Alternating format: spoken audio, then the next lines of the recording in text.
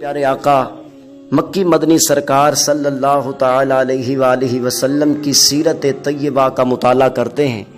تو یہ بات روز روشن کی طرح ہم پر واضح ہوتی ہے کہ آقا کریم علیہ السلام اکثر اوقات اپنے رب کریم سے دعائیں مانگتے رہا کرتے تھے۔ تو آئیے انہی دعاؤں میں سے ایک دعا آج ہم سیکھنے کی کوشش کرتے ہیں کہ جو خود ہمارے پیارے آقا علیہ السلام نے تعلیم فرمائی ہے۔ جی ہاں، چنانچہ حضرت امام جلال الدین سیوطی رحمۃ اللہ تعالی علیہ کی کتاب الحبائق فی اخبار الملائک، اس میں ایک حدیث پاک منقول ہے۔ حضرت سیدنا ابو ہریرہ رضی اللہ تعالیٰ عنہ فرماتے ہیں کہ رسول اللہ صلی اللہ تعالی علیہ وآلہ وسلم نے ارشاد فرمایا، اذا سمعتم صیاح الدیکہ فاسألوا اللہ من فضلہ فإنہا راءت ملکا، جب تم مرغ کی اذان سنو تو اللہ تعالیٰ سے اس کا فضل طلب کرو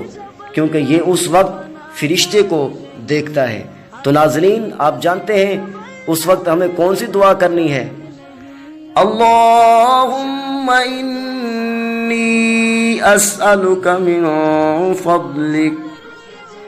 اللہم انی اسألک، اے اللہ میں تجھ سے سوال کرتا ہوں، من فضلک، تیرے فضل کا، فضل کر رحم کر تو عطا کر، اور معاف خدا ہر خطا کر، واسطہ پنج تن پا